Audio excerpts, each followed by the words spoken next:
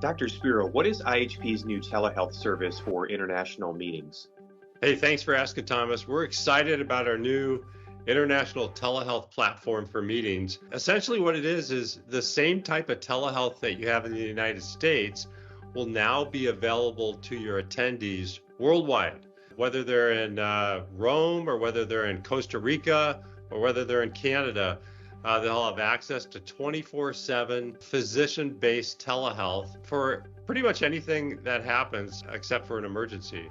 So it's the right care at the right time, and we believe it's really important for attendees that are on international programs to have access to U.S. standards of healthcare when they travel overseas.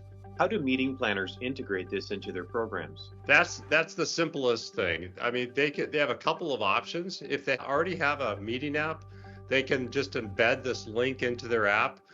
If they don't have a meeting app, then they can just put it into their communications. This is a web-based browser, so there's no downloads required by the attendee. The registration process takes less than a minute, and then they'll have access to a physician either by phone, or they can even have secure texting or chatting with the physician if they are not able to talk to the physician.